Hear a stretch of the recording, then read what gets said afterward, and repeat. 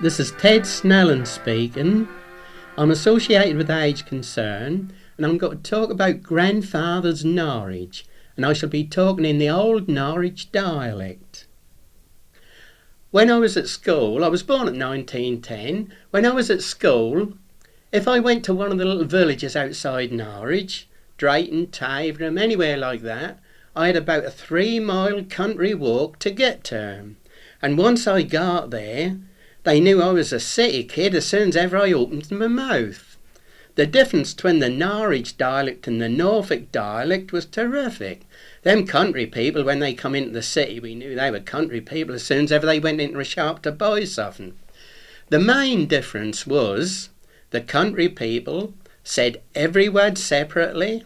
They sounded every H. They even put an odd one or two in for make weight.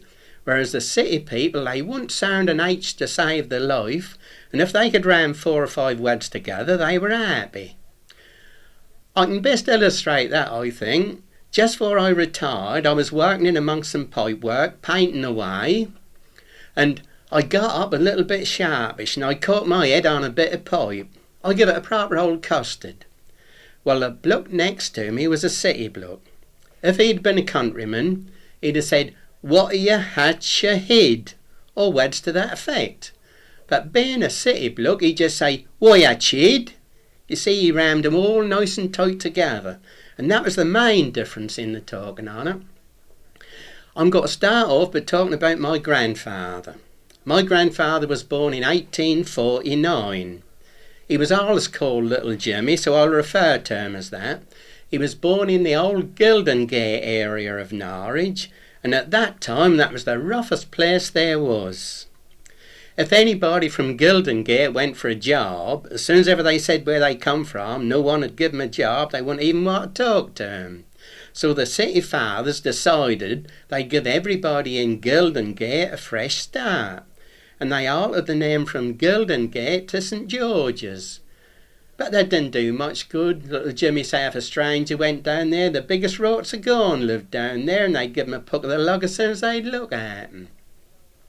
Little Jimmy was born in a big old upright. There was lots of them about then. They were 3 stories high. They were built in 1700 by the weavers. The ground floor was kitchen, living room, and big old red paments on the floor. The next floor was the bedrooms, and the top floor was one big garret. There was a long line of windows, front and back. There'd even be a couple of lookums poking out of the roof to give 'em a bit more light, and the beam what went across had the holes drilled in it where the old loom used to fix. Little Jimmy was brought up with his grandfather. At that time of day they were a superstitious lot. Little Jimmy's grandfather always had a witch ball hanging in the middle of the window. That was a glass ball about the size of a coconut, similar to what the fishermen down at Munsley used to use for floods. He reckoned this witch ball hanging in the middle of the window in a little string bag, if any witch tried to put a spell on anyone in the house, the spell would hit that ball, bounce back, and the old witch would get the full force on it herself. They always had an inverted horseshoe hanging over the front door for luck. Another way an horseshoe could bring you luck. If you saw one lying in the road what some horse had just cast, you had to pick it up, spit on it, chuck it over your left shoulder, and walk quietly away without looking behind.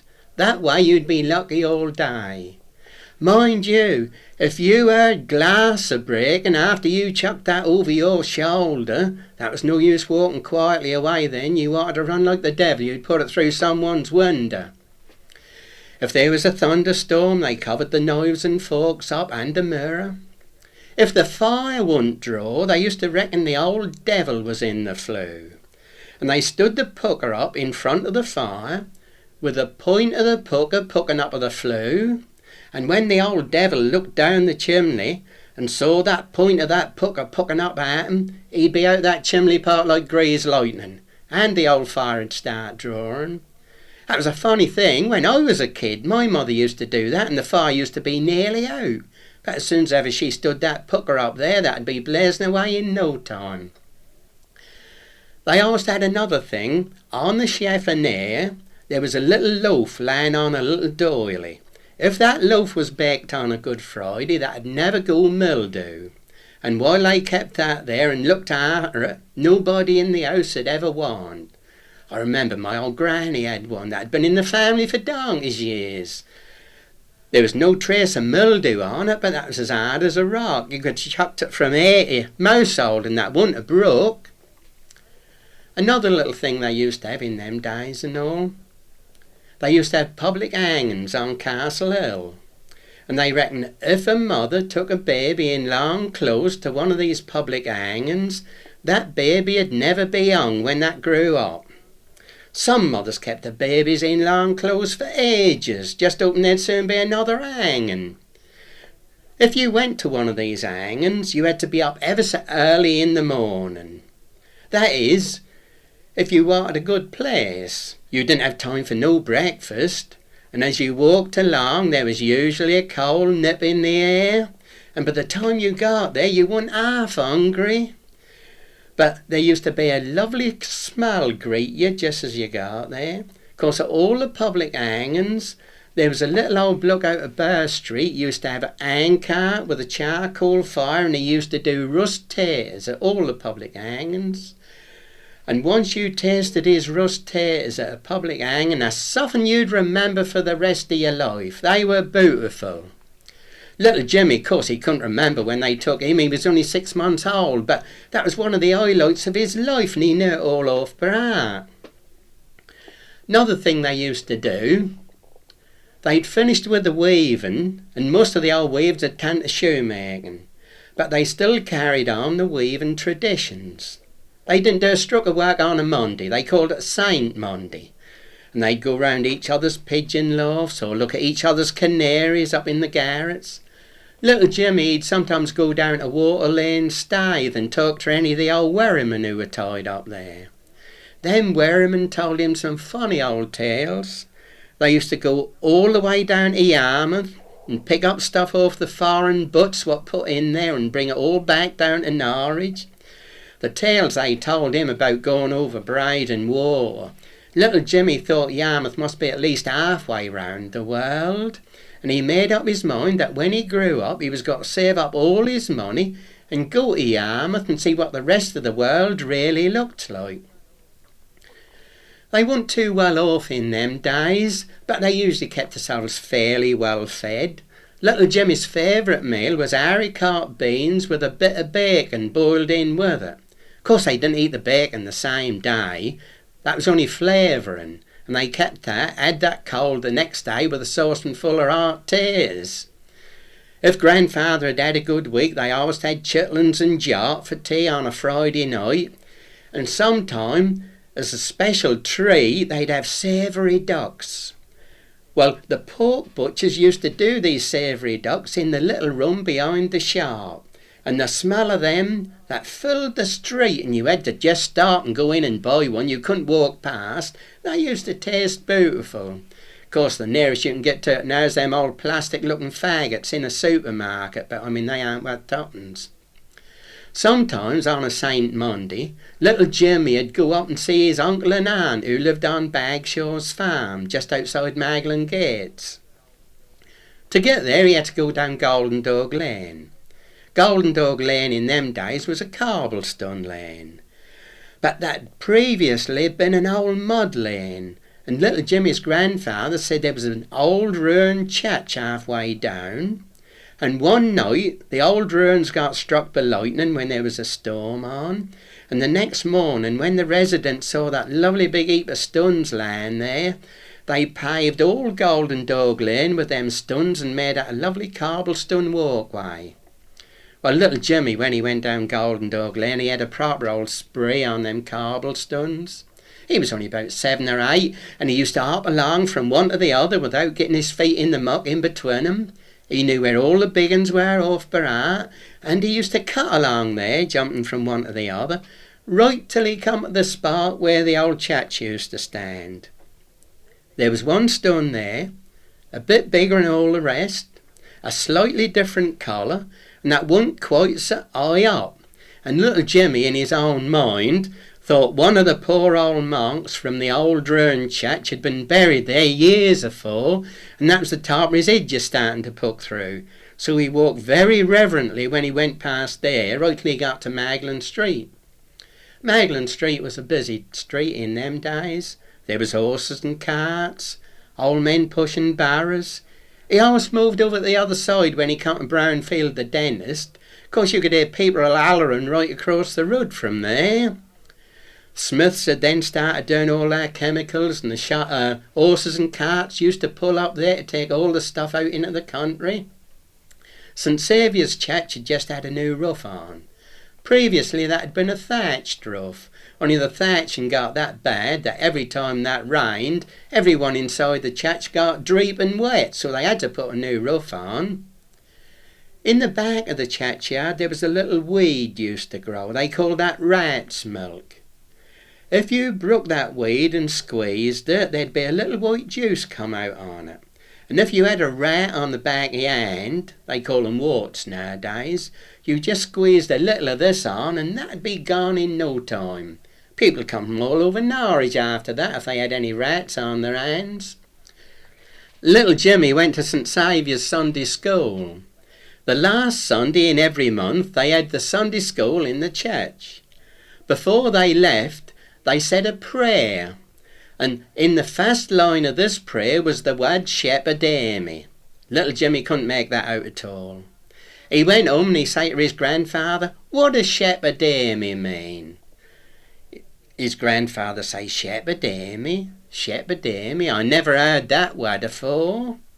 Well, little Jimmy thought his grandfather knew everything, so he didn't bother ask anyone else. And every Sunday when this prayer come on with shepherd me in the first line, he used to stand up with the rest on him, and they used to say, "Jesus, tender shepherd, hear me, bless thy little lamb and I."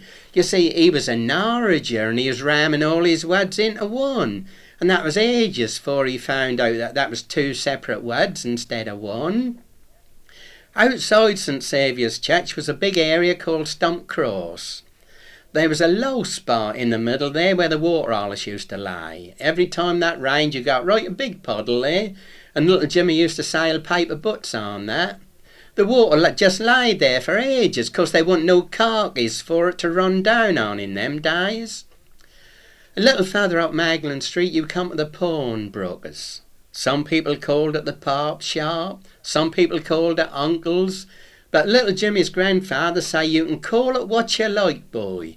Them 3 brass balls mean if you put anything in, that's 2 to 1 that'll never come out no more.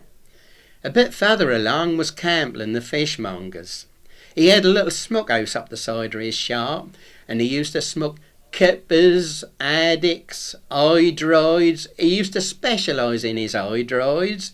And then recently he'd started smoking a bit of bacon, and little Jimmy used to hang about there for ages, just hoping he'd take some bacon out. That used to smell lovely. Further along on the opposite side was White Horse Yard. That was a cobblestone yard, and there was a blacksmith used to work there. But if ever Jimmy went down there, he didn't bother about the cobblestones so much. He always had a special reason to go down there. Every so often he'd get a sack, he'd go round all his uncles and aunts and get them to have a proper old fight out. Any old truck they didn't want, he put in the sack, and he took that through White Horse Yard to the old rag and bun man there. He earned many a farden that way. Further along you come to Cowgate. The first corner of Cowgate was called Warp's Corner. That got the name from the old weaving days. If a weaver didn't have nothing to do, he just ambled along to Warp's Corner to talk to anyone who happened to be there. If a weaver wanted a special kind of yarn, he went down to Warp's Corner and someone would be able to put him on to it. Same thing if he wanted a new bit for the loom. That was sort of like an open-air mart for the weavers. The opposite side of Cowgate was a big one-storey cutch works. They used to build all the coaches and the carriages for the gentry out in the country. That was called Morris's. And if they built a coach and that was all ready to be picked up, they used to stand outside in the road. And the finish on that was like a mirror.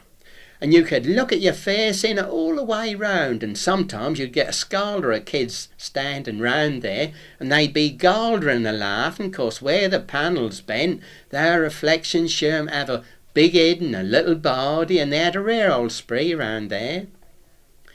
Further up you come to Ben Addison, the wheelwright. He made all the wheels for the carriages. He had a little workshop up the side of his house where he lived, and one day he had an idea to get a bit more work, 'cause everybody coming in the city come down Magdalen Street, so he got a sign writer to do a lovely big board to go over the top of his yard, and in lovely gold letters that said Ben Addison Wheelwright. Well, everybody who come down Magdalen Street, they used to look and admire them lovely gold letters. They even went to the opposite side of the road to get a better look on 'em. But that didn't bring him no trade in, 'cause they couldn't read nor write and they didn't know what it said. So he had another brainwave, and he put a little cartwheel over the top of that sign. He made it especially for it with little lightweight spokes, gold lines down the spokes, and that used to slowly go round in the breeze. Once he put that up there, everybody knew what he made, and the work come in from all roads. Once Jimmy got up to the top of Magdalen Street, there was a little old pub there called the Artichoke, and that seemed to stand right across the street. They reckon that was built from the stones of the old leper house what used to stand there. That was that low, the publican used to clean the bedroom windows from the road outside. He had a little brush on a stick, and he used to dip it in a pail of water, and he got round all the bedroom windows right easy. Once you got past the Artichoke outside the city gates, you were in the country, and there was Bagshaw's farm. Little Jimmy's Uncle Herbert and Aunt Harriet lived in the fast cottage. Uncle Herbert had been born in that cottage, and you reckon he was a proper countryman. He didn't want nothing to do with the city lot, the other side of the wall. There were several more cottages there, some on 'em had kids in, and little Jimmy used to like to play with them kids on the farm. They weren't shanny like the city kids were, and they had all lovely rhymes about the things in the fields. The little girls would all get round in a ring, and they'd each get a bishy Barney bee on the backs of their hands, and they'd say, "Bishy, bishy, Barney bee, tell me when your wedding be. If it be tomorrow day, take your wings and fly away." And as they said that, they chucked the hand up in the air with the bishy Barney bee on. And of course the winner was the last one to have the bishy Barney bee on the hands. The boys all had their own special game. They'd all go and get a big dardaman each and have a dardaman race. And they'd stick these dardamans on the bottom of a gate post, and they'd say, "Dardaman, dardaman, pull out your horn. Here come a beggar to steal your corn." And after a little while, out come the old dardaman's head, then out come the horns, and they start slowly crawling up the gate post. Of course, every boy wanted their own dardaman to win, and they thought the louder they shouted, the faster their own dardamans would go, so you can imagine what the dollar was like, them lot shouting one agin the other. Another game they used to play, over one side of the meadow was a lot of dandelions used to grow. Well, they wouldn't dream of touching them dandelions when they had blooms on 'em. I used to call 'em peather beds. But once they'd finished flowering and got that lovely little fluffy seed ball on, they used to have a race with them. They'd all get one each and stand the bottom end of the meadow. They'd blow these balls up in the air and run along behind, and in between blows they used to shout, "Billy, Billy, Buster, who like mustard, I do." Another thing about them and all, they used to tell the time with them. They'd get a nice big full one, and they'd count how many blows that took to clear it, and that'd be the time of day. There was one little girl, though, she was a proper blah baby, and every time she started blaring, they'd all dance round singing, "La la Looby, suck your mother's titty," and once they'd done that a time or two, she soon stopped her blaring. Sometimes the boys would go in the old shed behind the windmill, and they'd get a long board out, and they balanced that on the bottom rail of the stile, and two'd sit on each end, and that made a lovely tipply-toe. They'd keep going up and down on that for hours. When all the kids went in to have the dinner, little Jimmy'd go and see Aunt Harriet for something to eat. She was a rough old gal. She used to say, "Come you in, come that air, pull them socks up, you look a proper little shock." But Jimmy didn't care, 'cause he usually got a bit of cold rabbit pie, and she used to do lovely stewed apples in syrup in a stone jar, and she baked 'em in the oven in the wall, and they used to taste lovely. Every year, as soon as ever the harvest was finished, Uncle Herbert would get up right early in the morning.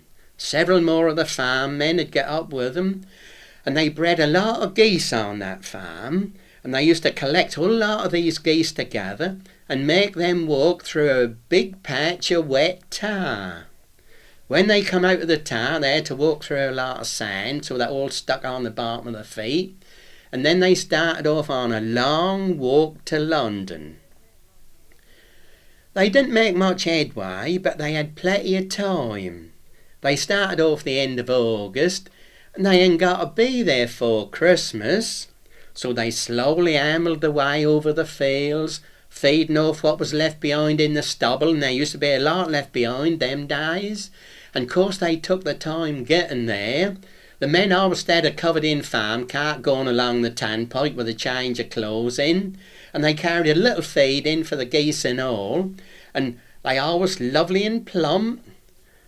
They had a nice lot of meat on 'em, they were ever so tender, and they usually made a good price. You see, they were for the Cockney's Christmas dinner. Well, once Uncle Herbert had sold all these, he used to go to a nearby open-air market, and in one corner of that market was a little old Cockney woman who used to sell second-hand cuts and hats. She reckoned all her cuts and hats come from the Queen's ladies in waiting, countesses, duchesses, and old people like that. Well, Uncle Herbert always got Aunt Harriet's Christmas present off her. One year he got her a lovely hat that had right a big brim on it.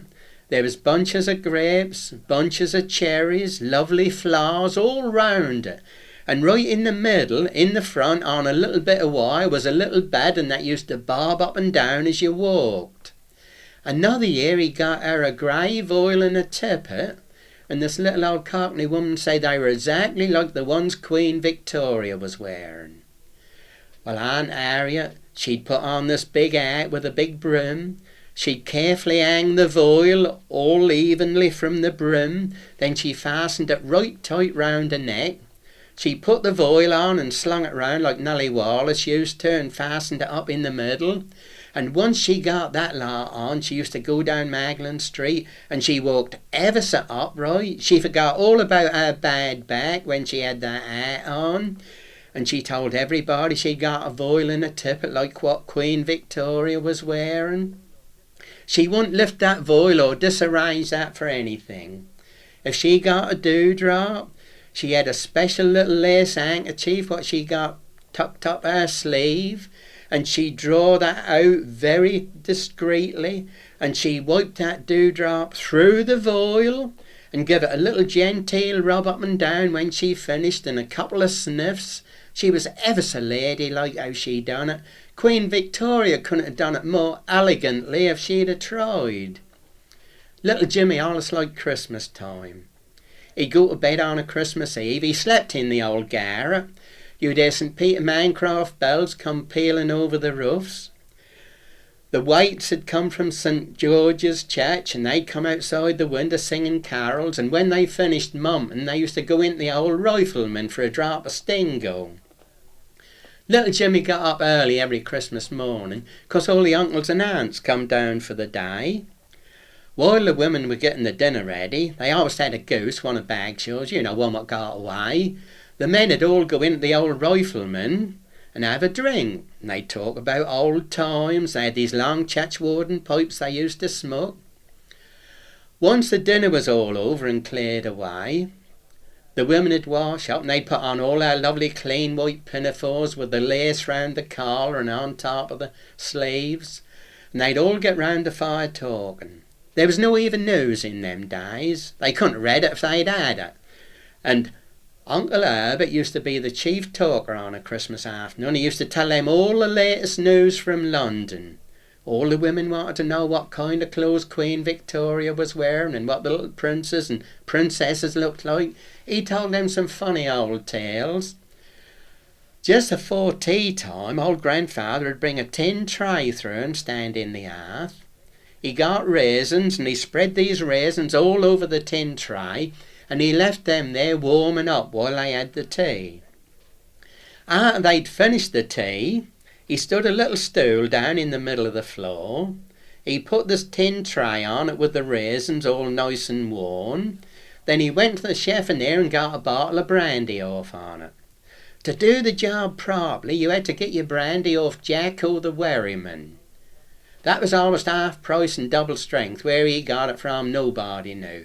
But grandfather spread this brandy all over the raisins. Then they blew all the candles out and grandfather set fire to the old tray full of raisins and brandy. There was a lovely greeny blue flame used to creep all over 'em, and you had to pick 'em up while they were still alight and pop 'em in your mouth still alight. Oh, they tasted lovely. They called 'em snapdragons. They still used to do it when I was a kid. And I remember my old granny, she'd still keep dipping her finger in and licking away after, long while after all the raisins had finished. They used to have a lot of games on Christmas night, and Uncle Herbert, 'cause he lived outside the city wall, he reckoned he was the only countryman, so he always sung a country song that went, "There's a quiet little village far away, where they grow new potatoes, corn and hay. There is a little rill, and beside the rill a mill, and the mill it keeps a turning all the day. There's a lot of little houses in a clump, and a pub called the Magpie and the Stump. But make you no mistake, the thing that take the cake and the pride of all the village is the pump. The village pump, the village pump, the village P-U-M-P pump, the village pump, the village pump, the village P-U-M-P pump. Well, the funniest sort of fella ever seen came and gave a temperance lecture on the green. Said he, why all you fellas here drink a lot too much of beer, and he spouted like a penny magazine. Well, he ran down the Magpie and the Stump, till we all fairly got the bloomin' hump. Said he, drink water pure and free, well ask the stuff for me, so we took him and we ducked him at the pump. The village pump, the village pump, the village P-U-M-P. My mother say there weren't many entertainments when she was young, but they kept themselves fairly well amused. Once a year, Paul's Mire Army used to come down in the assembly rooms. They were the top rooms of the agricultural hall, what's now Anglia Television. That was a show. When you went inside, there was a big square with two curtains used to come down in the front. There was two upright rollers behind the curtains, and one had a whole roll of canvas on with pictures painted on. And every time the curtains come down, there was another picture used to come across. They were lit up from the back, and that was called Paul's Mire Armour with effects. Well, the effects were a little old bloke sitting at the back with a drum and a bugle. And the first picture could be Napoleon crossing the Alps, and he'd blow the bugle and bang the drum. And every picture he could either bang the drum or blow the bugle to. And that was the same every year. You'd get another picture. It'd be Mount Vesuvius in eruption, or a storm in the Bay of Biscay. And that went all the way through like that. Well, the people went to it every year, although they'd all seen it before. There was another place in St Andrews called Victoria Hall, and they used to put on different things there. Sometimes you'd get a piano and a sing-song, another time there'd be a quartet. During the day you might have a little old bloke down from London, curing corns. Anybody could go in and watch. And my mother say one night she was going past there and there was a show on called The Living Wonder. There was a man outside with a sword in his hand, and he was saying, "Come and see the living wonder. She can talk but cannot walk." Well, my mother and her friend went inside. Once they got in, and there was enough there, this little old boy with a sword went up to a kind of cabinet that was more like a wardrobe with two doors on, and a bit of scenery each side on it. He said, "Now, ladies and gentlemen, I will show you the living wonder. She can talk but cannot walk." And he opened these two doors, and inside was a young girl, and there was nothing from the waist downwards. He got his sword and swung backwards and forwards where her legs should have been, just to prove there is no deception, as he said, and he put the sword up and down behind her. He said, "Now she will recite to you." Well, she said a little bit of poetry and sung the chorus of a song. The night my mother was there was a couple of sailors there, and they'd seen a similar show in Hong Kong, and they went round the back and started mucking about. Well, after a little while, a lump of the scenery fell over, and there was the living wonder. She wasn't in the cabinet at all. She was standing at the side. She had legs the same as anyone else. That was our reflection in the cabinet. And my mother say the show finished up with the living wonder. She can talk but cannot walk. She was running like the devil down St Andrews with a gang of boys a chasing her. There was a lot of characters about when I was a kid. There was little Billy Bluelight. He used to stand on the riverside in the summer. Twice a week the gentleman used to go to Yarmouth, and he used to wave it goodbye, and as soon as ever that got round the first bend of the river, he'd be off down the Thorpe Road stepping it out, and by the time the gentleman got to Yarmouth and tied up at Yarmouth Quay, little Billy Bluelight was already there, standing on the quay with his hat in his hand to collect off on him as they come off the boat. Half the money he got he put in his pocket. The other half he went round to one of the rows where old Leach the sweet boiler had a little factory, and he used to do Yarmouth Rock, hard-boiled sweets, and old Leach even used to do cough sweets. Well, little Billy Bluelight would buy his cough sweets and take back home with him. He put them in tins and saved them up for the winter. The rest of the time during the summer he used to go out to Falthorpe Woods, gather heather, and he stood outside the Royal Arcade in the gutter on the walk selling this heather. He used to say, "Nature's beautiful heather, straight out of nature's garden." Well, the women used to come past as they were doing the shop, and they used to pat him on the head and say, "Hello, William," and all these well-to-do people from Newmarket Road used to give him halfpenny or a penny, 'cause he was always polite. You see, they thought he was a little bit soft, but he wasn't as soft as he made out to be, 'cause he got a good living. In the winter, when there was no more boats going down to Yarmouth and no more other in Falthorpe Woods, he'd fish out all these cough sweets and he'd come round to the door selling them.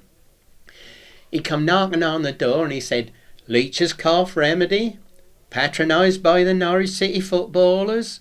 As the oil is to the machine, so is this wonderful cough remedy to the lungs. My dear old mother personally recommend them." Well, my mother used to give him halfpenny or a penny. She didn't want none of his cough sweets. You didn't know where they'd been, did you? But little Billy Bluelight, he was always neat, tidy. He never used bad language. He never lost his temper.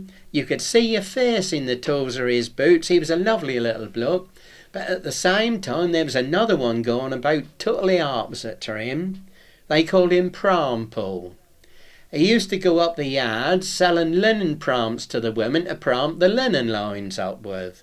And if he sold a woman an extra good un, he used to wait till that got dark, then he used to go round and nick it back again. Us boys used to wait till he'd gone up a yard selling his linen props, then we used to tip his barrow up and go and hide up behind a wall. Well, when he come back and saw his barrow upside down and all them prompts all over the road, he'd stand there, he started swearing. He'd swear for about 10 minutes without using the same words twice. Us boys used to reckon that completed our education, tipping the barrow up and listening to him. That time of day, we knew all the policemen on the force. We even had nicknames for most on them. There was no panda cars, 'cause Norwich was a nice, tight, compact little place, and the policemen were all on the beat. There was Rhubarb, Babyface, Cabbage, Moses Giles, Teddy Grin, old Jack Rolfe. We used to call him Keel. I remember him in particular, 'cause if you got a clout off him, that was like a kick from a mule. One night I remember him in particular. I belonged to St Mary's Scouts, and that was winter time, and we then left the Scouts. There was about 6 on us, and we had bikes with old paraffin lamps on. Them paraffin lamps, you had to keep the wicks trimmed and the lamp cleaned. Otherwise the wick would start smoking, then the lamp would sit up inside, and eventually that flew fire. Well, this particular night I hadn't cleaned the wick or the lamp for a long while, and we hardly got going before my lamp caught fire. We hit it, we banged on it, we blew it, we done everything, and eventually we got it out, but by that time that was nearly red hot, so I doesn't light it no more. What we decided to do, there were 6 on us, and they said if I got in the middle without a light, they'd all get round me with the lights on, and they'd ride me on fast like that in a kind of convoy. Well, we'd never done anything like that before, and we were getting a rare old treat out of doing that. We got round the corner all right. We were going up Bootoff Street, large as life, and there was old Jack Rolfe. He was in a sharp doorway having a quiet smoke. He'd come out into the road when he saw us coming along. He pointed to me, he say, "You ain't got a light." Well, I got off my bike and I looked down, all innocent like, at the lamp. I say, "Well, that was a light a little while ago." Well, that was well a light, although he wouldn't to know that. He say, "Well, if that was a light a little while ago, that'll be warm now." And he slowly started taking his black wool glove off. Well, I went all of a sweat. I knew what was going to happen. He plonked his hand on my lamp. Well, he hollered out. He jumped yards in the air, and I done wrong. I bust out laughing. As soon as ever I started laughing, I knew I shouldn't have done it. I got the biggest clip of the lug I'd ever had. That taught me to keep my wick trimmed all right. At that time of day and all, there was a little customer that used to be in Magdalen Street. We called him Poor Little Joe.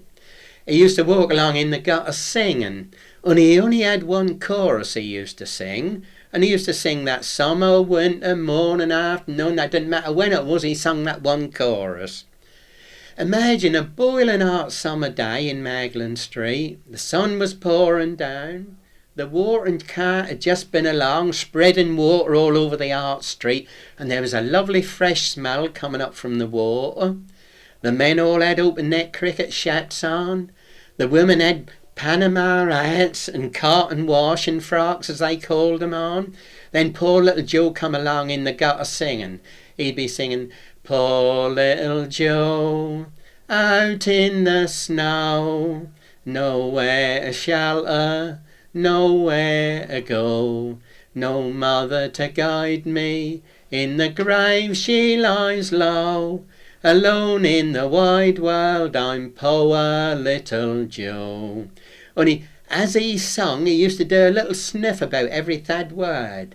I tried ever so hard, but I can't sniff and sing and all. You ever go at it as harder than what you think? My father used to sing a chorus and all. That he was a keen football supporter, and he used to sing a chorus from the days when they played down Newmarket Road. That used to go, "To our Norwich City we mean to bring fame. With our Norwich City we'll play such a game that Fulham and Tottenham will faint at the name of the Norwich Canaries, what-oh." He was ever such a keen supporter in my young time, and he took me to the old Nest. That must have been just after the First World War. And the old Nest at that time, that he only had one stand, that was along the side where Thompson's Chokehill Works was. The far end was a big concrete wall, what they call Spy and Carp. Over the other side of the ground was the chicken run. That was about 15 or 20 foot wide. There was wooden palings in the front on it, and the back on it was upright sheets of corrugated iron. Then beyond that corrugated iron, going up into the sky, was wooden scaffold poles with wire netting fixed in between them. You see, if they kicked the ball out and that went over the top there, that was a wood yard behind there, and they wouldn't get the ball back for the Monday, so they had to have the wire netting up. The other end of the ground, where Rosary Road was, there was no spectators there. Of course, they had to build all the ground up when they made the nest, and the ground stopped suddenly there, and there was a steep incline, then a row of terraced houses. Two of these terraced houses on the end they took over for dressing rooms and offices. When it had come out of the dressing room on the pitch, they found that the best way to do it, with the steep incline up the bank, was to have them come out of the bedroom window. So they built a little wooden balcony outside the bedroom window, and when the players come out on the pitch, they used to come through the bedroom window on this little wooden balcony, then down a little short ladder onto the pitch. That time of day, if they had an important match on, they didn't go abroad for 2 or 3 days beforehand. The Friday afternoon for the match, they used to hire a wagonette, and they put all the first team in this wagonette and took them for a ride out in the country all round Plumstead to get a bit of fresh air into the lungs. Little Freddie Smith was always up at these football matches. He was the drawing master, and every kid in Norwich knew him. He used to go along to the front of the stand, and as the people sat there, he used to point his pencil at them, and he'd keep telling them all to move up and fill up the gaps, so he was packing them in nice and tight, and he'd done that half hour for every match. Everybody knew him, you see, 'cause I suppose he taught about 4 generations of Norwich kids to draw. At that time of day, the schools in Norwich were all inside the terraced house area. You could get troll on them with the tram ride, and the schools didn't have art masters or nothing like that. Freddie Smith was the drawing master who was engaged by the education for the whole city. And every half day he'd go to a different school and take 2 or 3 different classes. And in the course of a year, your last 2 years at school, you got about 3 or 4 drawing lessons a year off Freddie Smith. So every school kid knew him. He was a little Yorkshireman, and he was ever so well liked. The schools in them days and all, they all had a tower with a bell in, and the caretaker used to ring the bell at 10 to 9, then at 10 to 2, to tell you all that was time to go to school. All the factories had their own horns what used to blow. They had different nuts, so each one knew which was their factory. That was for the days of wireless I'm talking, so nobody had the right time, except for one thing. There used to be a gun go off on the top of the castle every day at 10 o'clock, and everybody could put the watches right by that. That wasn't a gun really, that was a big round ball they used to winch up, and then on the stroke of 10 they used to release it, and that used to fall down and fire this gunshot off. Only that wouldn't do for you to be round the top of the castle mound when the gun went off. 'Cause there was hundreds of pigeons used to live round the castle. They were the scavengers for the cattle market and the fruit market and that. And although they'd been hatched out in the sound of the gun, every time that gun went off they all flew out of the castle in one big flock. And you know what birds are, once they're scared they all drop something, and if you happen to be on top of the castle mound when that gun went off, well, you got a shower of pigeon muck come down on you. At that time of day and all, if a mother had a baby who'd got whooping cough, there was a big gasworks on Palace Plain who used to make gas from coal. And if you took a baby up there with whooping cough, they used to let you leave it in one of the gas rooms for about an hour. And that was supposed to be very beneficial. I think that was a kilo of curdu really, but all the mothers used to take the babies up there with whooping cough.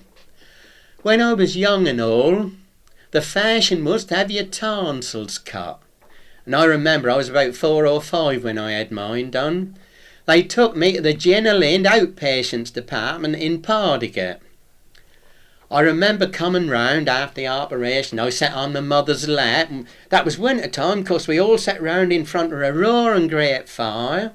Then my granny come up. She had one of these wooden fold-up push chairs with a carpet seat on it, and they set me in that and tied me in that to take me home. And the nurse said I'd got to be kept warm and I mustn't have any cold get into me. So my mother wrapped a couple of brown scarves all round me head, the sort what the soldiers were wearing. And I must have looked like a plum pudding going home in this pram with all the scarf wrapped all round me head. Before I left, they gave all us kids a scrapbook each. All lovely pictures were pasted in 'em. They said that the ladies from Newmarket Road done all them, and they give them at the General Inn Hospital. At that time, every kid in Norwich went to Sunday school. There was little mission halls at the bottom of all the streets. And these Sunday schools always had a Sunday school treat in the summer. We used to go to parks outside the city, and that used to go on a coal cart. Well, there weren't enough coal carts to go round to all the Sunday schools. So the Sunday schools had to stagger their treats so they could all get the coal carts to take the kids out on. The school treats were always on a Thursday afternoon because most of the Sunday school teachers were shop assistants, and every shop closed on a Thursday in Norwich. To make things even better for the Sunday schools, the education people give us all Thursday afternoon holidays all through July, so all the Sunday schools could get all the Sunday school treats in. And the Sunday schools stuck to their same Thursdays every year.